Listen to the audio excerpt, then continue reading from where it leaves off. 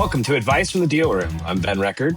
Matt Russell. And today we're talking about the fund center that you helped finance and sell and finance originally back in the day, Matt. So why we want to talk about this was actually, I had a buddy of mine that reached out to me off of our Facebook post. It was like, does that place really make enough money to support what we said it sold for? And I was like, yeah, you'd be surprised. So I thought I'd set you up there, Matt. What can you tell us about fund centers and why they make more money than we think? It's activities for kids. Kids go there. Families take their kids there. They have birthday parties there. There's just that revenue. Like, it's something for kids to do. And think about when you're a kid. You love going to the arcade, or you love going riding go-karts or mini golf, and those different activities is something, you might not be spending a lot there, but you think about the number of people that go through you on a daily basis spending money, and it does add up. I mean, you get some snacks in there, there's little activities. And so it's a great activity for your kids to get out and do things, do something different, always have fun. So, that's the surprising thing that people don't realize unless you have kids, right? The kids like to go there. It is a great activity. So when you have kids, you realize how makes money is because you want your kids to be entertained. And, when you go there as an adult, it's kind of fun too. I'm not going to lie. No, it brings back to childhood. It brings you back to your childhood. It comes back to the childhood of, man, when life was simple, right? Life was easy. And something I've always liked to do is go to arcades, do the arcades, fun centers, things like that as an adult, because it is actually fun. It's weird if you go there without kids and you go there on a date, take your significant other on a date. I've had more fun playing there. mini golf there than I have as an adult than I had as a kid. So, oh yeah. So that's frustrating. So tell us more about this deal. So you financed it back quite a number of years ago when the guy bought it originally, correct? Yes, financed it like 8.5 years ago when they bought it. Helped them acquire that business. It was interesting to see business. It was one of our earlier deals in our company, since we're speaking 8 years ago, right? 8.5 years ago. We've been open for 9 years. So it was within our first year of being open, and looking at business financials, and when somebody's going to sell a business, especially a business that has some cash transactions, we're watching the revenue magically increase year over year for 3-year trends. It is what it is, right? That's businesses do it. Maybe the business started taking off, but business has been well established for many years. So, just watching that trend, we got to be part of that transaction in the beginning, and it's not that much difference than what we did this time too, because mine is the financing that we use. But before the buyer at that time did not have any experience in that industry, and the buyers this time did not have any experience in the industry. Last time we were able to get financing through conventional financing with a very large down payment and strong additional guarantor on the deal, family member. And this time we went through the SBA route to get financing, which is heavily relied on that this is an operating business, owner operated. However, there is a strong general manager in place that's been there since near the beginning of the seller's time period there. The seller hired that general manager, has been there for a while. So we were able to mitigate the weaknesses of the buyers. When I say the weaknesses, the experience in that industry, we're able to mitigate that through the strong support staff and the little involvement the owner, currently the seller, the owner at the time, had in that business itself. So those were able to overcome that obstacle. Each time, the first time we were able to overcome it from a strong guarantor perspective behind the scenes. This time we were able to overcome it from the strength of what the seller built. The seller built a strong functional business with a strong general manager in place that was easy for transition for a new owner. So those things really make a difference when you're transitioning a business over to a new owner, when that new owner does not have direct experience in that industry.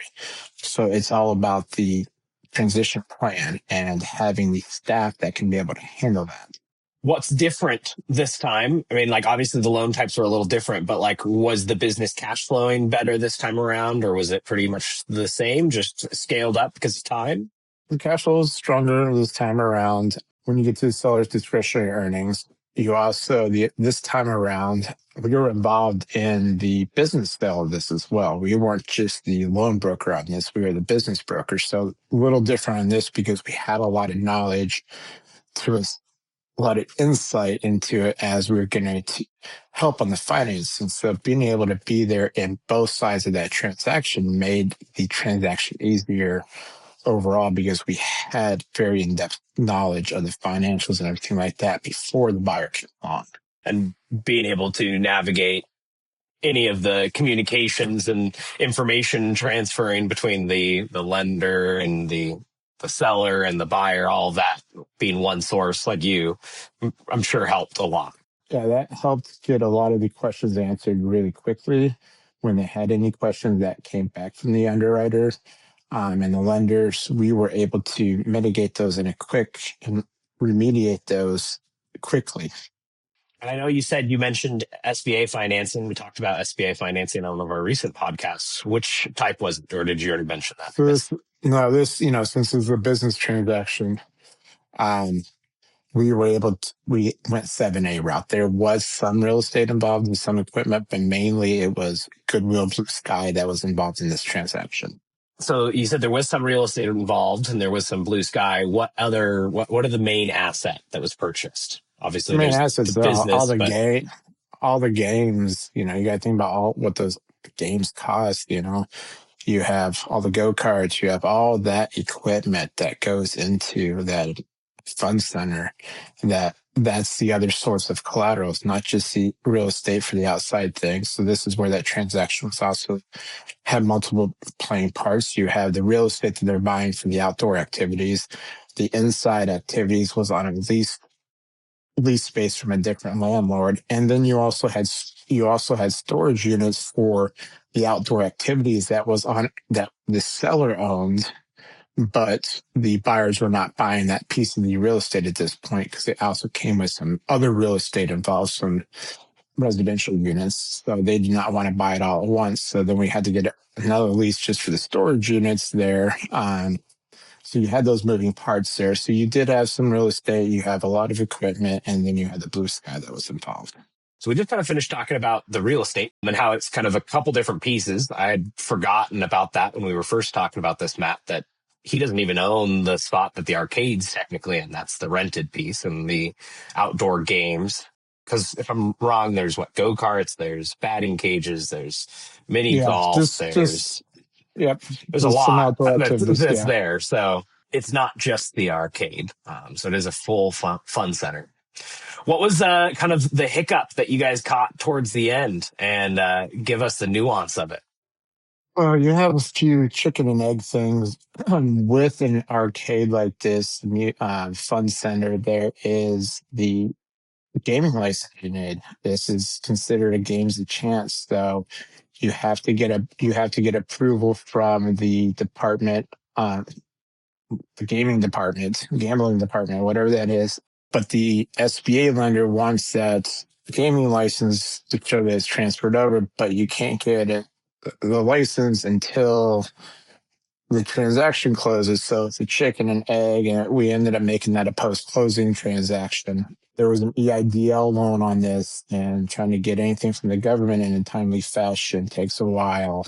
So you have those nuances. So there was just a couple nuances there. The other big nuances, the buyers did not realize the excise tax that would be charged on them for the personal property, which will be all the equipment basically they're transferring over. The obstacle we ran on that was also when we were going through this with the title company and everything like that, they were like, we need the personal property taxes. We need to make sure we're, allocating properly on the settlement statement. And they reached out to the county. County's like, we haven't received any personal property taxes. So this was a nuance that we had to handle with the county on that. And when we were able to handle it, they realized, oh yeah, we never charge ever on this. So, you know what? We're just going to be nice and waive it for the seller, and then we'll Oh, start wow. charging we'll assess personal property taxes going forward. But that took a little time to get through. The excise tax was quite significant, so we were able to navigate that with the buyer and the seller ended up eating the excise tax to get the transaction closed. We're able to negotiate that and get that cleared up because that was a significant amount to raise the down payment amount of funds due at closing for the equity injection. So those are a few things we're able to navigate on their behalf. The buyers were also using a HELOC to do this. They owned their home free and clear before this transaction happened. And so they didn't want to liquidate any stocks or anything like that to purchase this. So they used their home free and clear and access the HELOC to be able to get the down payment. So a lot of little moving pieces right there. But everybody, I went and saw them within a week after closing. Took my daughter there and, everything, they were happy. The buyers were happy. Everything was running smoothly. We did have a small seller carry back on this for $50,000. The seller carried a $50,000 note.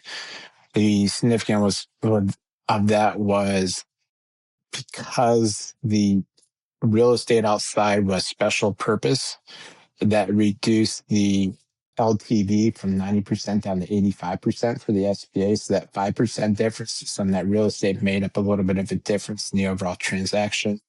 And this got everybody happy.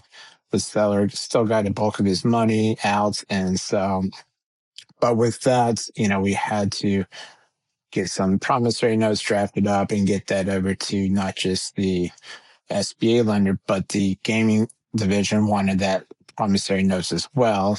And so, and they didn't like the original promissory notes. So we had to draft up a new one because they didn't like it was the way it's drafted, even though SBA was fine with it. So we had to work through a few of those little things. Overall, was it a fast transaction? No, but we're also transferring a business. It was an asset sale, not an equity purchase. You had just some things that came up along the way. With our staff on here, Lydia, Jay, we're able to navigate a lot of these things. Working with them to put together the projections, working through all the nuance of all the paperwork that comes up that Lydia was on top of, and helping them with the gaming license and all those different factors along the way made it easier. And they even came to my office once for signing paperwork, and they're like, I don't know how you talk to banks all day. I don't know how you do this. The buyers are just, it's a lot of moving parts. So they get a little sometimes frustrated because they don't know what's going on. And this is at the same time, this is when we're doing all that work with James, our marketing guy, and learning about the iceberg. And here's everything that we do. So we're becoming more transparent with this client during that transaction.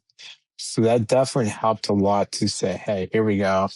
This is what here's what's going on. Here's the holdup. Here's these kind of things. At the end of the day, they were grateful, but it was, there were some tough moments there for the buyers because sometimes with that long of a transaction, you always get buyer's remorse too. Yeah, not, fatigue, not remorse, but you get fatigue. Yeah. Gets to be a lot, And you go, especially when it's just a lot for something that's out of your control and you kind of just got to keep slogging through yeah, you go, why am I doing this again? it. What am I doing? Is there really a point? The other thing that I wanted to talk on, I'd kind of forgotten it when we were talking about this, but just how much both buyers that you've helped with this place had no real experience on that, and how that's a good sign for people that are looking at buying businesses, looking at getting into a different industry. Maybe you're towards the end of your main job career and you're looking for, what are you guys going to do for retirement to keep yourselves busy or something like that, and you're looking for a way to make money with buying a business. There's lots of ways to do it, and like you said, they used their equity from their homes, so they didn't even have to bring too much cash directly out of pocket, and they set themselves up to buy a good business. Yeah, we even got them working capital in this transaction as well. So that helped out a lot too for them. So they had a working capital line of credit that they could access to make their life easier in the uncertainty. The one thing they did start learning, I'm like, guys, this is cash coming in daily. These are credit cards that are getting settled 2 days later, right? So you're having cash flow build up on a daily basis to help you pay your bills. And you're also acquiring it in summer, which is some of their busiest time periods. So at the end of the day, you're in a good spot because of that. So everything has been going well for them. I mean, that is the big thing that people always worry about. Like, oh no, I don't have the experience in that industry, but I'd like to buy a business. We need to look at the structure of that business and how it's set up for you to be able to come in, and maybe it's just a high level management. Maybe you have great management in place. Are you running the day to day? If you're not running the day to day, then maybe it's not so bad. And so these are the things that I think sometimes overestimate, underestimate, whatever it may be, and going, oh, can we actually do this? Some people over confident and they go, oh yeah, I can run that business. It's not hard. You might be able to, but the lender needs to buy into that. That's where the rub has, that's how do you overcome that? And you got to really work through your experience and really deep dive with the buyer in those transactions to understand how is any experience you have in your professional career transferable over to this. Really look into that. And sometimes that has helped, we've helped other buyers in different industries, car wash industry that we went SBA a few years ago. Oh, I don't have any experience in car wash. Well, let's look through this. Let's actually dig a little deeper into that. How the experience you do have in business is transferable. And so that is one thing that we like to, I don't want to set them up for failure either. I don't want them to buy business that they will end up failing, because that's not the key here. The key is to make them successful in the long term. So I also want to be that transparent that maybe you are biting off more than you can chew. And let's really think through this. Is this a good transaction for you? Will you be able to overcome these obstacles? Let's talk through with the owner and see how you can overcome these things. There's always that transition period. You can have the seller stay on for up to a year with SBA. How do you make that transferable too? How do you make that transition that much easier for the new buyer? Because a lot of times you don't know what you're going to have questions on until you're kind of in the middle of it sometimes. And you have a problem that pops up and the seller's like, oh, well, here's how we handled it last year, or here's how we handled it in the past. So those transition helps are always big.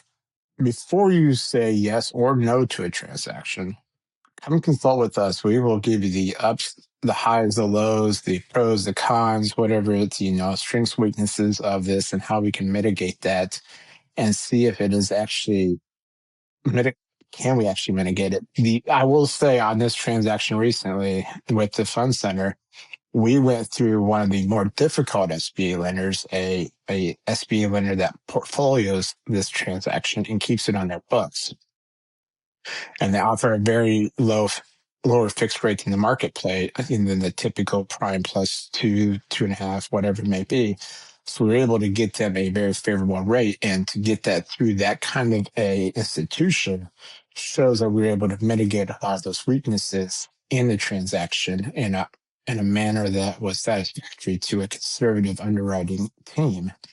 So could we have got it done another way, probably faster, easier? Yes, but we also wanted to take care of the client, set them up for success. And I would never have taken it to this lender if I knew that their credit team was going to say no to it. So we set it up for success from the beginning because of that. And so you don't know what you don't know until you ask the questions and you set your stuff up for success. It's probably the biggest thing, is making sure you are set up for success on that transaction, or walking away from that transaction if you're not going to be successful. And it's more of a consultation, that advice first thing that we want to strive with our clients, so then we can overcome or satisfy their long-term goals, right? Because at the end of the day, it's all about making our clients successful so that selfishly they come back to us for another deal. I mean, we want them to come back again. We don't want them to get one deal and be gone. We want them to go and do more and to succeed and to grow. And when we think about helping people buy businesses, it's a little bit different than like just buying a rental property. Rental properties are a much easier thing to manage. You just get a couple rentals, you get the leases, you can maybe have somebody property managing that and hand that off pretty easy. But with a business, there's maybe risks that you're not aware of, and you really need to have someone guide you through it. And I think that this deal would have never gotten done if it wasn't for the buyer broker for selling the business, was also the person that helped finance it in the past and was going to help finance it on this time around too. So the buyer knew that they were going into someone that's been through this transition on this business already, and they know they're going to have the help along through it. So it's a testament to your work here with AI. Thank you. And, just reach out to us anytime if you guys have a transaction you just want to discuss or a business you want to discuss and see if it's the right fit for you. And, does it cash flow the way you think it does? Does your experience transfer over? Just let us have that discussion with you up front. And so you are successful in the long term. Perfect. Give us a like, follow, subscribe, guys. Shoot us a DM, leave us some comments. I've been making sure I go through and give responses back to some comments. We had some good ones. People asked us some good questions and given us some good feedback. So appreciate it, guys. And we'll be in touch. See you next week. Thank you, guys.